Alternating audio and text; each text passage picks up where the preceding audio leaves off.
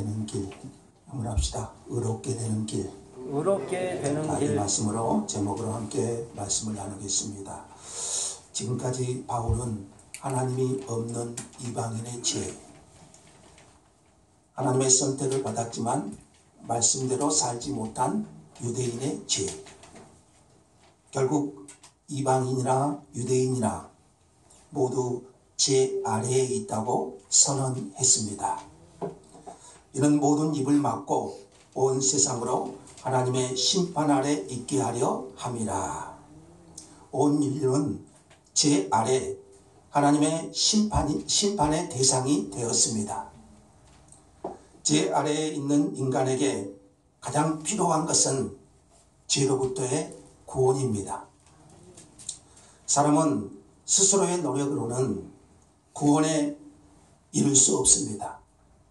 사람의 선한 행위나 사람의 업적으로 구원에 이를 수 없습니다. 사람들은 스스로 구원에 이루고자 선행을 쌓고 업적을 쌓고 그래서 종교를 만듭니다.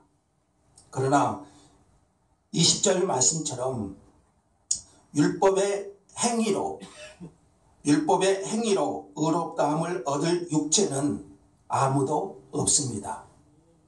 율법의 행위는 구원을 얻기 위해 애쓰는 인간의 모든 선함과 노력, 그 모든 것을 포함합니다. 유대인들은 율법을 지키고 그 율법을 행함으로 의롭다함을 얻기를 원했고, 선행이나 업적을 통해 구원을 얻고자 하는 모든 것, 그러나 사람의 행위로는, 사람의 선행 업적으로는 하나님 앞에 의롭다함을 얻을 육체는 아무도 없습니다. 노력하면 할수록, 그 말씀대로 살려고 하면 할수록, 그러니까 그 율법대로 살려고 하면 할수록 인간의 한계와 자신의 죄악됨을 한탄할 수밖에 없습니다. 그래서 사도 바울은 이렇게 탄식했습니다. 오라 나는 공고한 사람이로다. 이 사망의 몸에서 누가 나를 건져내랴. 이것은 바울의 고백만이 아니고 자기 노력과 자기 선행으로 의롭게 되고자 애쓴 모든 사람들의 솔직한 고백이에요. 불교계의 거장 성철 스님도 7년 동안 눕지도 않고 수행하고 업적을 쌓으려고 했지만 그도 죽는 순간에 바울과 비슷한 고백을 하고 죽을 수밖에 없었습니다. 이 세상에서 자기 행위나 노력으로 의롭다함을 얻을 사람은 한 사람도 없어요.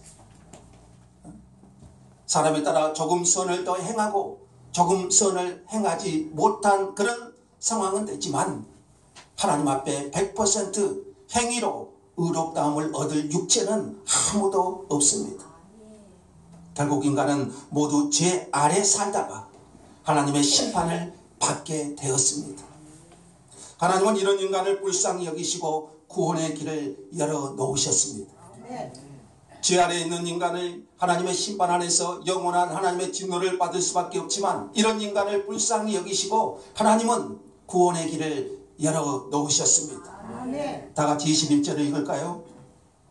시작. 이제는 율법 외에 하나님의 한 의가 나타났으니 율법과 선지자들에게 증거를 받은 것이라. 이제는 영어 성경에는 그러나 이제는 전환, 그러나 이제는 하나님의 심판에서 벗어날 수 있는 길이 열렸다는 것이죠. 그러나 이제는 하나님 앞에 의롭다함을 얻을 길이 있다는 것입니다. 그러나 이제는 하나님의 진노의 대상, 심판의 대상에서 구원의 길이 열렸다는 것입니다. 율법의 행위로는 안 되지만 하나님은 사람이 하나님 앞에 의롭게 되는 길을 열어놓으셨다는 것입니다. 율법 외에 하나님의 한 의가 나타났습니다. 율법 아래에서는 무서운 심판만이 있었어요. 사람을 정죄하고 죄의식에 시달리게 했어요. 그러나 이제는 구원의 은혜가 있습니다. 이제는 행해야만 하나님께 인정받을 수 있었습니다. 그러나 이제는 믿음으로 의롭다함을 얻는 길을 열어주셨습니다. 그러나 이제는 구약의 율법 시대가 가고 신약의 은혜의 시대가 열렸습니다. 옛 언약이 폐기되고 새 언약의 시대가 임했습니다. 율법의 세계에서 은혜의 세계로, 어두움의 세계에서 빛의 세계로, 사망에서 생명으로 옮겨지게 된 것입니다. 그러나 이제는 이 천하는요, 율법의 세계에서, 그러니까 자기 행위로, 자기 노력으로 구원에 이루고자 하는 그 고통을 체험한 자에게 임하는 복된 소식입니다. 사도 바울이 그랬잖아요. 율법을 통해서 정말 하나님 앞에 의롭게 되고자, 하나님 앞에 이루고자 부단한 자기 투쟁을 했지 않습니까? 이처럼 자기 행위를 통해서, 업적을 통해서, 선행을 통해서 의롭게 되고자 하는 사람들에게 임한 복된 소식이에요. 그래서 마틴 루터는 이렇게 말했습니다. 율법에 대한 진지한 고민이 없이는 하나님의 은혜의 세계가 얼마나 크고 놀라운가를 알 수 없다 그랬어요. 왜 그렇습니까?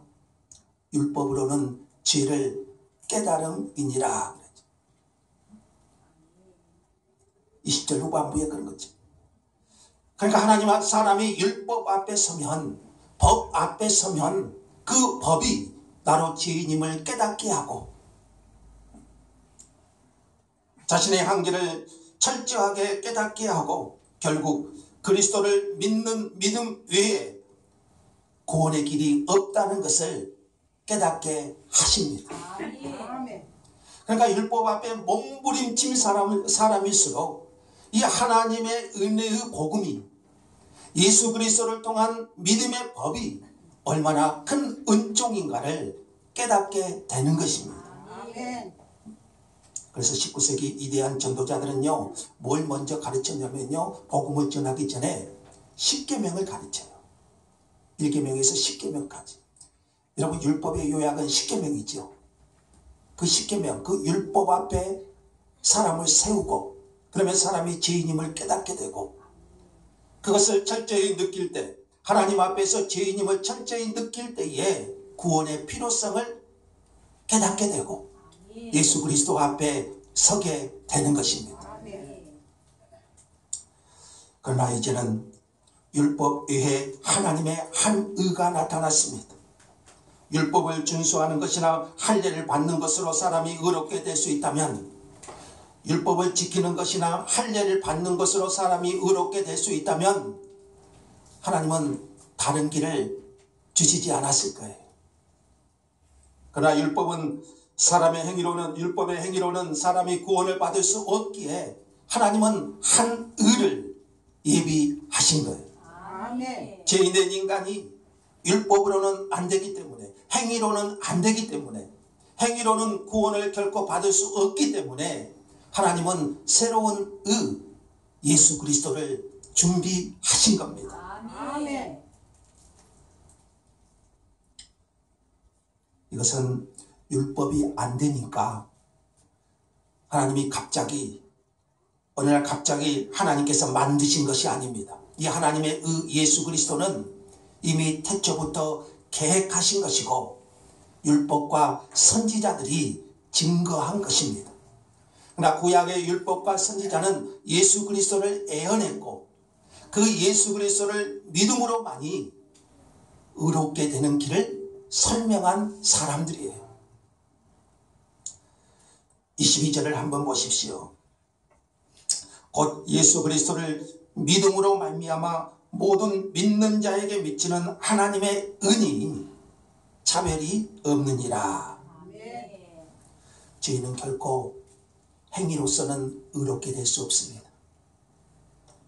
그래서 하나님은 행위가 아닌 믿음으로 의롭게 되는 길을 마련하신 거예요. 아멘. 예수 그리스도를 믿는 그 믿음으로 죄인된 인간이 의롭게 되는 길을 마련하신 거예요. 아멘. 죄인을 의롭게 하시는 하나님의 은은 어떤 자에게 나타납니까? 모든 믿는 자에게, 아멘. 하나님의 약속을 믿는 자에게, 아멘. 하나님의 의신 예수 그리스도를 믿는 자에게 아멘. 죄인을 의롭게 하시는 하나님의 은은 나타납니다. 아멘. 이방인이나 유대인이나 차별이 없어요.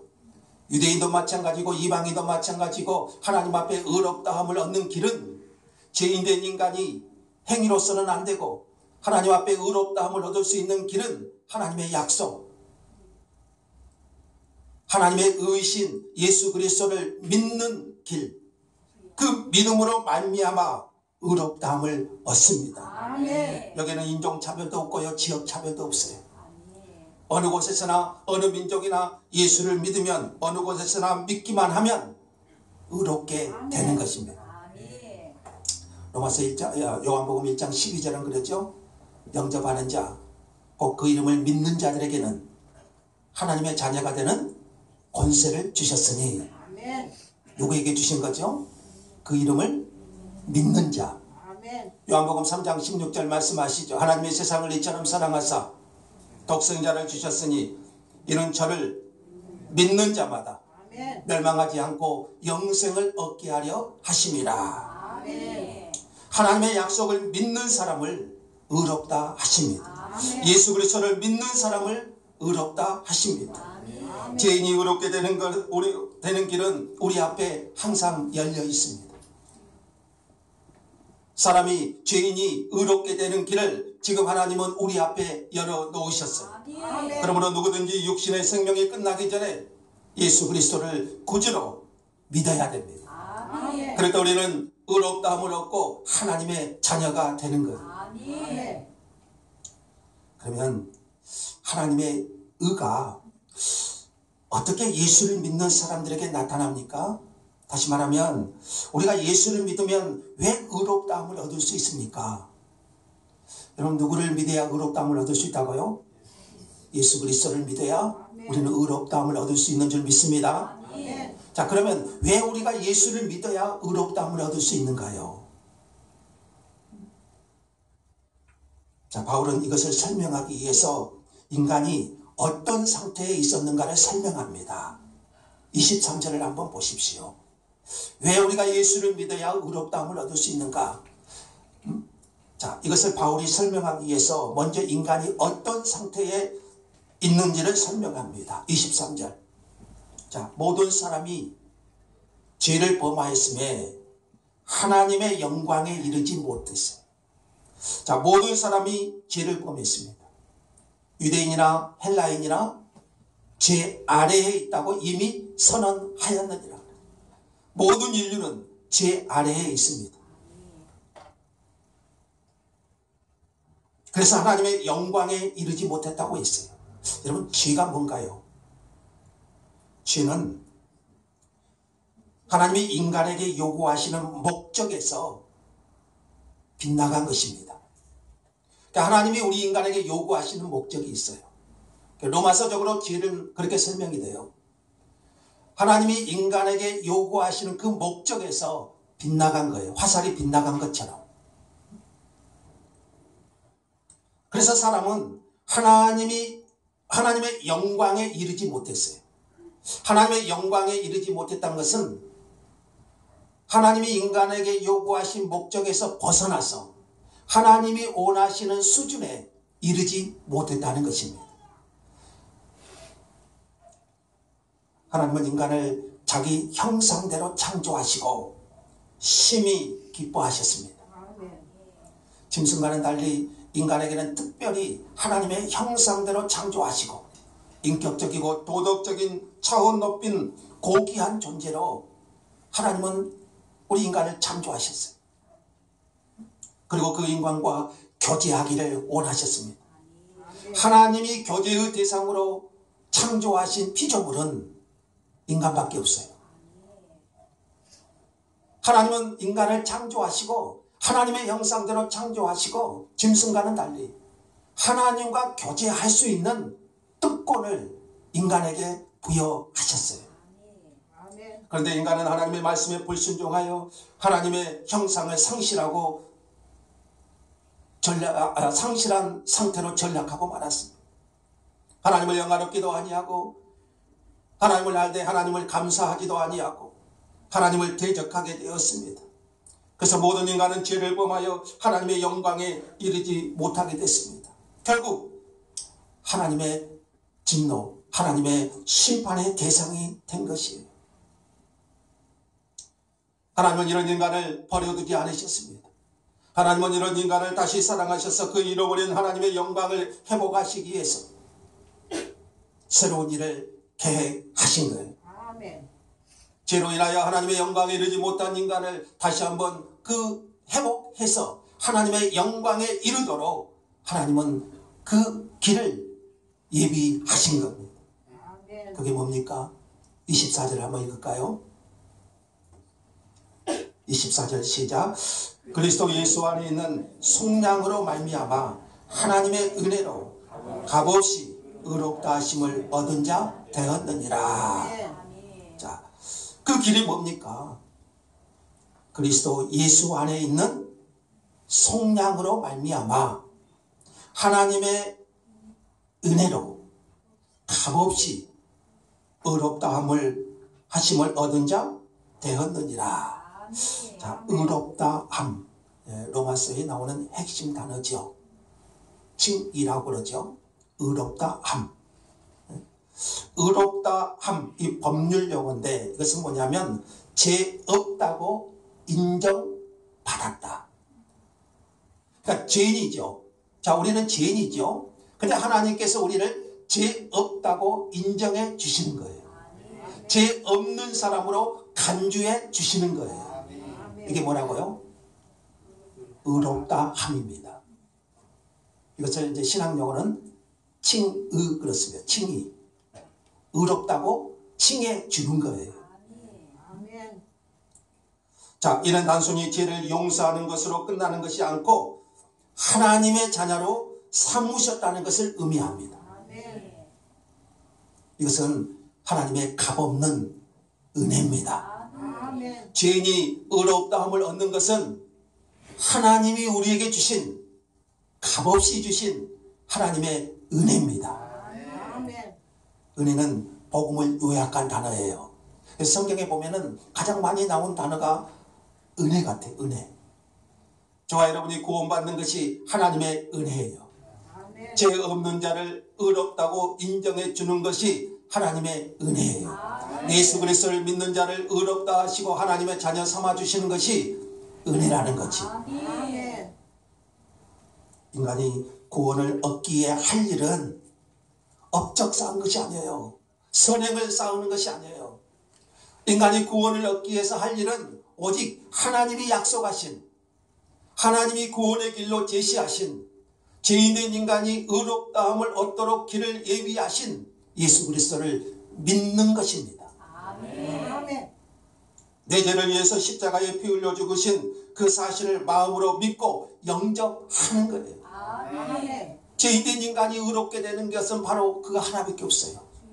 행위로는 안 되죠. 율법의 행위로는, 사람의 노력으로는, 사람의 선행 업적으로는 결코 구원에 도달할 수가 없어요. 그래서 하나님은 믿음의 길을 예비하셨고 믿음으로 말미암는 의를 준비하셨는데 그 예수 그리스도를 믿는 자만이 의롭다함을 얻는 길을 열어주신 거예요. 아멘.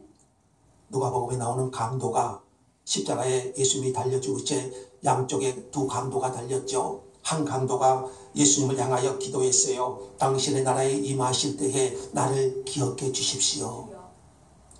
그 강도가 마지막 죽는 순간에 주님을 불러요. 주님, 나는 죄인입니다. 아멘. 당신의 나라에 임하실 때에 나를 기억해 주세요. 그때 예수님께서 말씀하셨죠. 진실로 내게 이르노니 오늘 내가 나와 함께 낙원에 있으리라. 아멘. 현재적으로 지금 이 시간에 구원을 선포해요. 오늘 내가 나와 함께 낙원에 있으리라. 아멘. 하나님의 은은 예수 그리스도이십니다. 아멘. 죄인이 의롭다함을 얻는 것은 예수 그리스도밖에 없어요. 아멘. 이제 죄인들은 이제까지 자기 힘으로 구원에 이루고자 했던 것을 버리고 하나님이 예비하신 구원의 길로 나와야 됩니다. 아멘. 예수님이 하나님의 아들이신 것과 구약에 예언한 그리스도이심을 믿어야 됩니다. 아멘. 이것을 믿으면 죄 용서를 받습니다. 이것을 믿으면 나의 모든 죄를 용서하시고 죄인인 나를 하나님이 의롭다고 인정해 주는 거예요. 아멘. 자, 그러면 우리가 왜 예수를 믿어야만 의롭게 되는 것인가?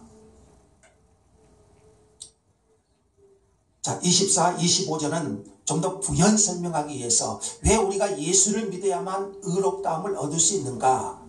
24, 25절 이것을 설명하기 위해서 두 개의 중요한 단어가 나옵니다. 하나는 뭐냐면 속량, 따라합시다. 속량. 또 하나는 화목제물. 합시다. 화목제물. 이 두 단어가 나옵니다. 속량과 화목제물. 예수 그리스도 안에 있는 속량으로 말미암아 하나님의 은혜로 값없이 의롭다함을 얻었어요. 그러니까 우리가 예수 그리스도를 믿으면 의롭다함을 얻는다고 그랬죠. 그럼 왜 우리가 예수 그리스도를 믿어야만 의롭다함을 얻을 수 있나요? 예수 그리스도 안에 있는 속량으로 말미암아. 아멘. 자, 그러면 속량. 자, 속량이라는 뜻이 뭡니까? 속량은 당시 노예 제도를 배경으로 하고 있습니다. 노예는 스스로의 힘으로는 그 자유의 몸이 될 수가 없어요. 누군가가 값을 지불하고 그 노예의 대가 값을 지불하고 건져 주어야 됩니다. 아멘. 이게 속량이에요. 속량. 노예의 몸값이죠. 값을 지불하고 건져주는 것, 이게 뭐라고요? 속량이에요. 속량. 이 노예 제도에서 나온 단어예요. 그러니까 이 속량이라는 단어는 인간이 노예 상태에 있다는 것을 말합니다. 노예 상태. 예수님이 이렇게 말씀하셨죠. 죄를 범하는 자마다 죄의 종이라고 말합니다. 종이 뭡니까? 노예잖아요. 속량이라는 단어를 쓴 것은 인간이 노예 상태에 있다는 거예요. 어떤 노예죠? 죄의 노예 상태. 죄를 범하는 자마다 죄의 종, 죄의 노예라고 말합니다. 그러니까 인간은 선하게 살려고 하지만 나도 원치 않게 죄를 범해요.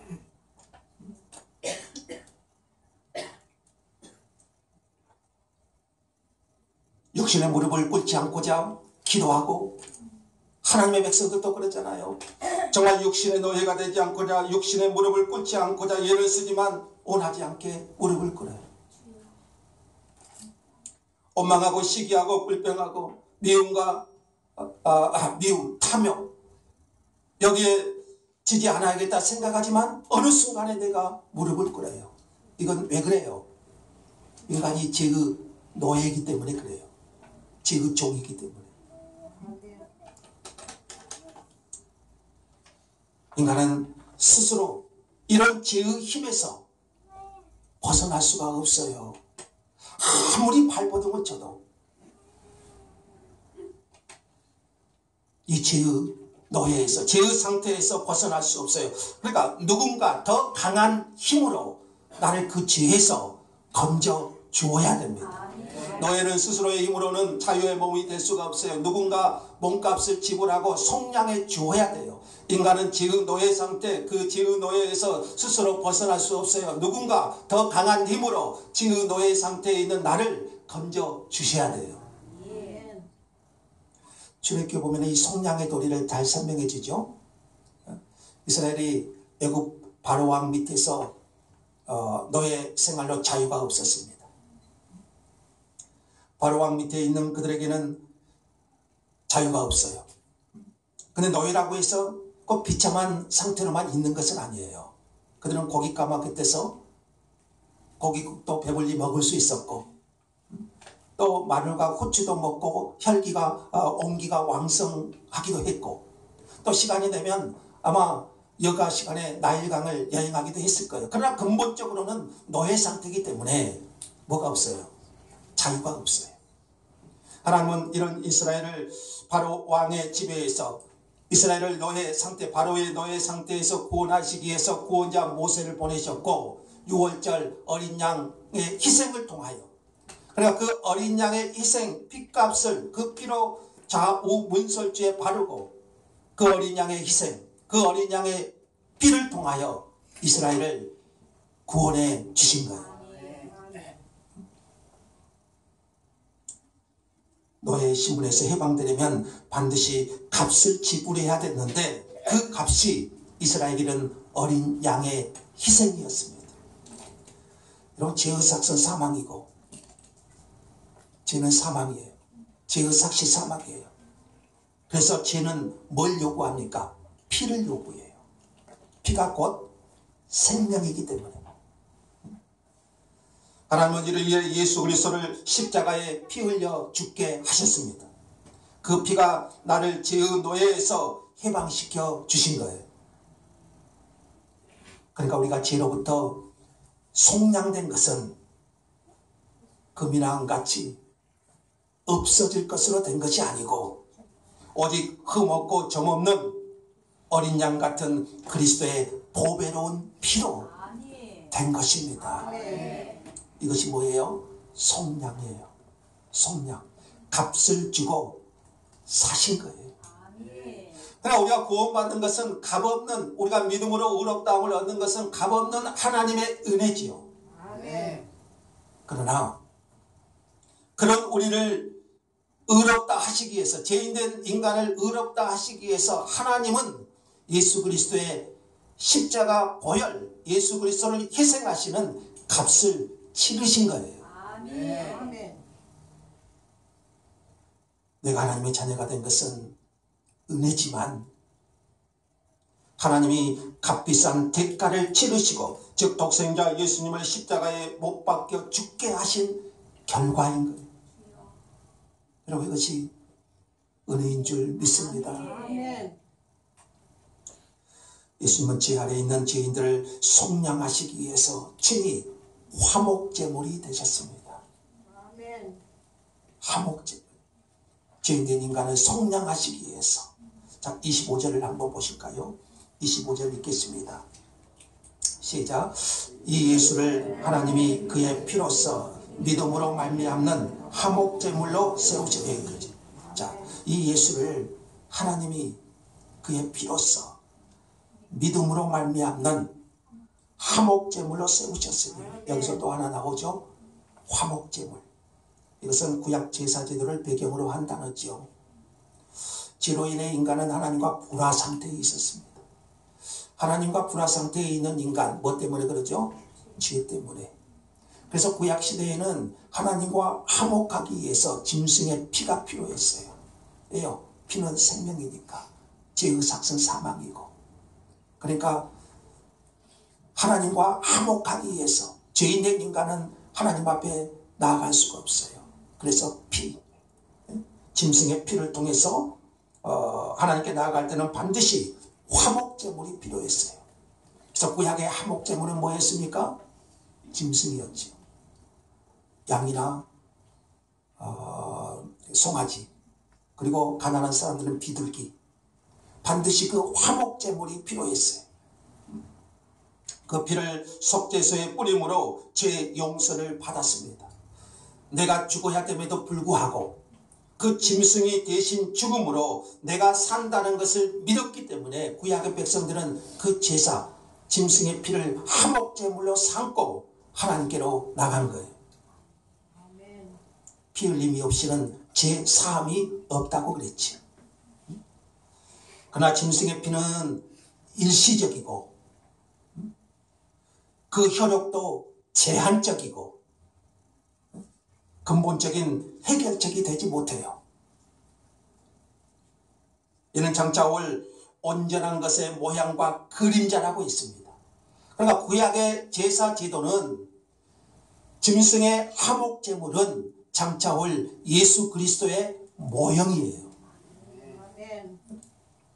하나님은 마침내 죄인들을 화목하기 위해서, 죄인들과 화목하시기 위해서 예수님을 어린 양으로 삼으셔서 십자가에 죽게 하셨습니다. 예수님은 십자가에서 피를 흘리심으로 단번에 영원한 속죄를 들으셨습니다. 예수님이 십자가에 죽으실 때 가장 중요한 사건이 하나 있었죠. 성소의 휘장이 위로부터 아래로 찢어지죠. 이건 뭡니까? 더 이상 구약의 제사가 효력을 상실했다는 것입니다. 더 이상 성전에서 드려지는 제사의 의미가 없다는 것입니다. 그래서 우리 신약의 백성들은 구약의 이런 의식법은 행하지 않지요. 예수님께서 완성하셨기 때문에. 이제 더 이상 번거로운 짐승의 제사는 필요 없게 되었어요. 이제 언제 어디서든지 예수 그리스도의 십자가 보혈 공로를 의지하여 우리는 하나님 앞에 나아가는 새롭고 살 길이 열린 거예요. 교회에서도, 집에서도, 직장에서도, 사업장에서도 언제든지 예수의 보혈을 의지해서 하나님께로 나아가는 새로운 살 길이 열린 거예요. 자, 이 예수를 하나님이 그의 피로써 믿음으로 말미암는 화목제물로 세우셨습니다. 자, 오늘 본문에 보면은 또 우리가 한 가지 유념할 것이 그의 피로써 믿음으로 말미암는 화목제물. 그리고 22절에서도 그랬잖아요. 예수 그리스도를 믿음으로 말미암아 모든 믿는 자에게 미치는 하나님의 의. 그러니까 오늘 또 하나님의 의는, 예수의 피는, 그 화목제물은 어떤 자에게 미칩니까? 믿는 자에게. 그리고 모든 믿는 자에게. 저도 그렇고 여러분도 그렇고. 오늘도 의롭게 되는 길은 예수의 피, 그 보혈의 능력, 주님이 우리를 위한 화목제물은 오직 믿음으로 말미암는 의예요. 그리고 여기서 또 하나, 그 화목제물 예수의 피, 그 피로 말미암아, 자, 예수의 피는 하나님과 인간 모두를 만족시켜 주십니다. 예수의 피는 하나님의 의를 만족시킵니다. 하나님은 의로우신 분이시기 때문에 죄는 용납하지 않으십니다. 왜요? 하나님은 의로우신 분이시기 때문에, 공의의 하나님이시죠. 그래서 죄는 반드시 값을 치러야 됩니다.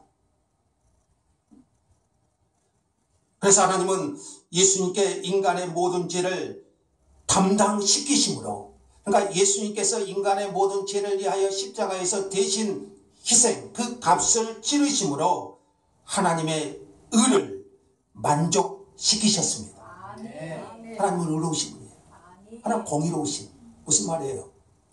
죄는 반드시 벌이 따라요. 그래서 그 죄의 삭시 사망이라고 그랬잖아요. 하나님은 죄는 묵과할 수가 없어요. 하나님은 인간을 의롭다 해야 되는데 그 죄는 그냥 지나칠 수가 없어요. 그래서 예수 그리스도를 십자가에 피 흘려 죽게 하시고, 그 피는, 그 피의 대가로 하나님의 공의를, 의를 만족시키신 거예요. 그래서 누구든지 그 예수 그리스도의 십자가 보혈을 믿기만 하면 하나님의 의가 만족이 되고 우리를 죄 없다고 하시는 겁니다. 짐승의 피는 하나님의 공의를 만족시킬 수 없어요. 예수 그리스도의 피가 하나님의 공의를 만족시키고, 그 예수 그리스도의 피를 믿는 자는 오늘도 하나님 앞에 의롭다함을 얻습니다. 그리고 예수의 피는 우리의 모든 죄를 사해 주는 능력이에요. 염소와 황소와 송아지의 피도 일시적으로는 정결하게 할 수 있어요. 그러나 아무 흠도 없고 점도 없으신 의로우신 예수 그리스도의 피는 우리의 죄를 깨끗하게 씻어 주십니다. 그리고 그 예수의 피는 우리로 하여금 거룩함을 사모하게 합니다. 사람은 변화된 삶을 살고 싶지만 그 변화에 대한 두려움도 있어요. 왜 그러냐면은 사람은 죄를 사모하는 마음이 우리 안에 있기 때문에 그래요. 어떤 사람은 그래요. 교회를 다니고 싶지만 내가 변화되면 재직이 어려우니까. 그래서 교회 생각, 그래요. 죄를 사모하는 마음이 있기 때문에 그래요. 왜 죄를 사모하는 마음이 있습니까? 내 안에 피가 사실은 더럽기 때문에 그래요. 우리 피가 중요하잖아요. 피가 깨끗하면, 피가 깨끗하지 못하면 예부의 평균과 싸울 수가 없어요. 반면에 피가 깨끗하면 우리 건강한 삶을 살 수가 있죠. 그러니까 예수의 피는 우리로 하여금 생명이 살아나게 하십니다. 죄와 싸울 수 있는 힘을 주십니다. 나를 거룩한 삶으로 살게 하는 능력이 있습니다. 예수의 피는 나로 하여금 죄를 미워하게 하고, 그러니까 내 안에 있는 죄의 소욕이 예수의 보혈로 충만하게 될 때에, 예수의 피의 능력이 내 안에 임하게 될 때에 우리는 거룩함을 사모하게 되는 겁니다. 공의와 사랑이 조화를 이루기는 쉽지가 않지요. 우리가 살다 보면 그러잖아요. 공의가 있으면 사랑이 좀 부족하고, 사랑이 있으면 공의가 좀 부족하고. 우리 자녀들을 양육하고 우리 교회 학교 학생들을 섬기다 보면 그랬죠. 사랑으로 해주면 이들이 올라타고, 공의만 하면 또 싫어하고. 그러니까 이 공의와 사랑이 조화되기는 쉽지가 않아요. 그런데 하나님은 독생자 예수 그리스도를 십자가에 못 박아 죽이심으로 하나님의 의를 드러내셨습니다. 또한 예수님을 십자가에 못 박으시기까지 죄인들을 사랑하셨습니다. 그러니까 십자가는 하나님의 의와 사랑이 만나는 비밀이 담겨있지. 하나님의 의를 만족시키고 하나님의 사랑. 그게 바로 십자가지. 십자가를 볼 때마다 어떤 생각이 듭니까? 죄인들을 사랑하신 하나님. 첫째는 그거잖아요. 우리가 십자가를 바라볼 때마다 우리 죄인들을 구원하시기 위해서 십자가에 희생하신 예수 그리스도의 사랑. 여러분, 그것만 보입니까? 우리의 죄가 그토록 대가를 요구한다는 거죠. 사랑하는 독생자를, 사랑하는 예수님을 십자가에 달려 죽이기까지 죄는, 하나님은 의로우신 분, 죄는 대가가 치러져야 된다. 자, 죄인이 믿음으로 의롭다함을 얻으면 하나님의 영광에 이르게 됩니다. 하나님의 영광은 하나님께 속한 자의 영광이에요. 하나님의 자녀가 되는 영광을 얻습니다. 하나님의 사랑을 받는 영광, 멸망에서 구원받고 천국에 들어가는 영광, 하나님 나라 기업을 받는 영광을 얻습니다. 사람은 죄로 인하여 하나님의 영광에 이르지 못했지만 이제 예수 그리스도 안에서 죄 용서를 받고 의롭다함을 얻은 자는 하나님의 영광을 회복합니다. 영원한 하나님 나라 자녀, 하나님의 기업을 상속받게 되는 것입니다. 하나님의 아들 예수 그리스도와 함께하는 모든 영광을 누리게 하십니다. 죄로 인하여 잃어버린 하나님의 영광을 누리게 하시는 거예요. 자, 우리는 그리스도의 십자가를 그렇게 중요한 것처럼 생각하지만 또 쉽게 망각하고 지냅니다. 그러나 알고 보면 그리스도의 십자가의 죽음은 정말 우리를 위해 너무나도 귀중한 사건인 줄 믿습니다. 나의 죄값을 지불하는 사건이고, 내가 받을 형벌을 그리스도께서 대신 받은 사건이고, 우리는 이것을 믿음으로 나의 영원한 운명이 결정되는 사건이라는 것을 다시 한번 깨달을 수 있기를 원합니다. 죄는 분명 값을 치러야 돼요. 하나님께서 죄에 대한 값을 그리스도의 피로 받으셨기에 믿는 자를 의롭다고 해도 하나님은 불의하지 않습니다. 오히려 길이 참으시는 중에 자기 아들을 십자가에 대신 죽게 하사 불의한 자를 의롭게 하셨으니 그 사랑이 넓고 크고 깊은 것입니다. 의로우신 하나님은 길이 참으시는 중에 전에 지은 죄를 간과하십니다. 그러니까 우리가 전에 지은 죄를 눈 감아 주셔요. 길이 참으셔서 눈 감아 주셔요. 그리고 예수 그리스도를 믿으면 길이 참으셨다가 전에 지은 죄를 눈 감아 주셨다가 예수 그리스도를 믿으면 의로운 자로 받아 주시는 거예요. 아멘. 그렇잖아요. 이것이 증인에게 임한 복음입니다. 아멘. 우리가 받아 누리는 복음입니다. 우리가 다른 사람에게 전해야 될 복음인 거예요. 아멘. 바울은 로마 교회에 이 진리를 설명하고 있는 것입니다. 언제나 믿으면 의롭다함을 얻습니다. 그리스도 예수 안에 있는 속량으로 말미암아 하나님의 은혜로 값없이 의롭다함을 얻은 자 되었느니라. 이 예수를 그의 피로써 믿음으로 말미암는 화목제물로 세우셨으니 죄인들을 속량하시기 위해서 화목제물이 되시고 그 예수를 믿음으로 의롭다 하시고 하나님의 영광에 이르게 하신 우리 하나님을 찬양합니다. 하나님 감사합니다.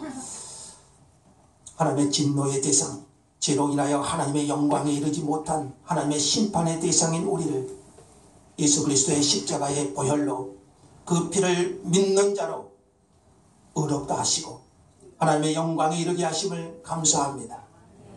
그 주님의 은혜를 기억하게 하시고 그 주님의 사랑이 우리 심령에 흐르게 하시고 우리가 주님께 감사하며 주님을 찬송하며 살게 하여 주옵소서.